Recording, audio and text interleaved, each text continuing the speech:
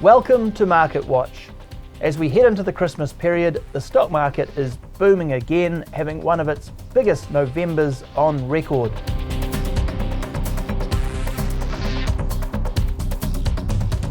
Okay, Mike, so it's been a whirlwind year. Looking back at the year that was, a lot of highs and lows, but Yep. can you pick a worst moment and a best moment for you?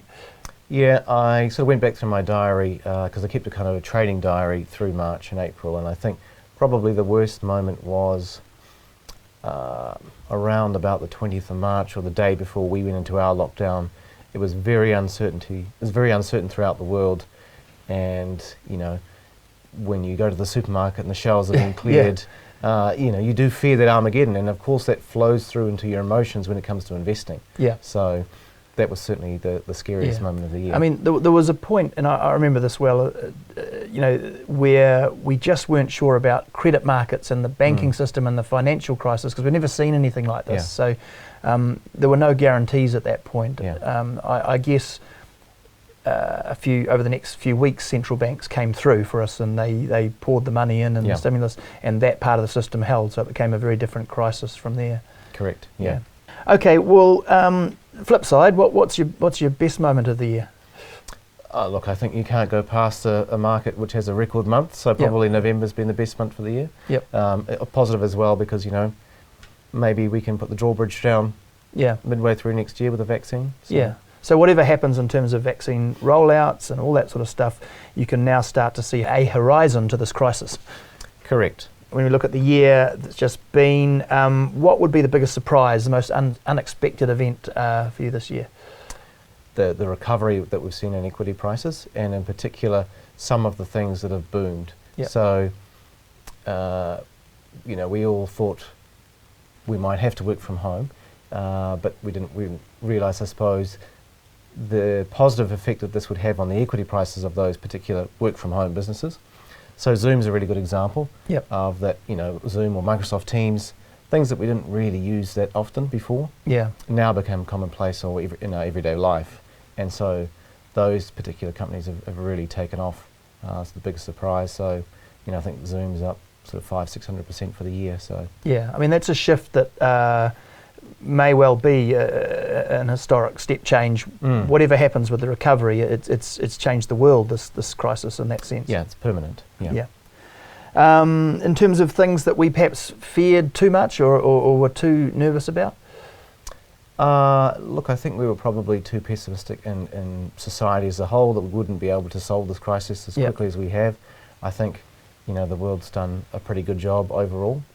So I think that's the positive. There's an element of not having anything to sort of hook it to. Like a lot of other things we've been through, you can find a reference point in recent history or last generation or two. We were going back 100 years to the 1918 influenza pandemic, and there wasn't really much similarity in the world at that point. So it was a difficult one, I guess, to assess from that point of view. Yeah, I mean, if you think that 50 million people died from the Spanish flu, and if you put those in today's population numbers, it's more like 200 million people would have died. So I think globally we've done a pretty good job this time. I guess in hindsight you'd hope that was the case. Science is a lot better. It's just that sort of, as you've referred people to. Are still people though. Yeah, that's right. And that emotive fear that kicks in of the unknown.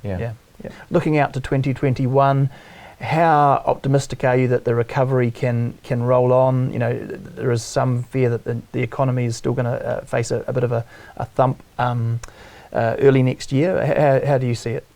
I don't see it that way. We've still got a lot of stimulus in place. We've still got low rates. We've still got the central banks that have put the liquidity into the system. They haven't removed that liquidity yet. We've got the positives to come from the vaccine, which should be expected probably middle of next year to be getting rolled out. So, and I think, as an economy, take New Zealand for example, we've done pretty well considering we don't have the tourists here. Yeah, absolutely. So I think there's reason to be optimistic for next year, and if you think, well, what were the beneficiaries of this year, they're probably unlikely to be the big winners for next year. I know some of those stocks have already moved, but you would expect that if things can start to return to normal later next year and into 2022, then big hotel operators, tourism operators, airlines, things like that will continue to do well. So you'd be looking at those stocks that have really been hammered and having some faith that the world might not be the same world that we're in, but as per the tech stuff, but there will be a return to some sort of normal later next year, 2022. Yeah, you want to try and look at something that it hasn't bounced too much, it's still well off its highs from the beginning of the year, not things that are up maybe 600%, for example, like Zoom, because they'll have high expectations to meet from shareholders' perspective. That's great, Mike. Merry Christmas, and we'll talk again in the new year. Thanks. Cheers.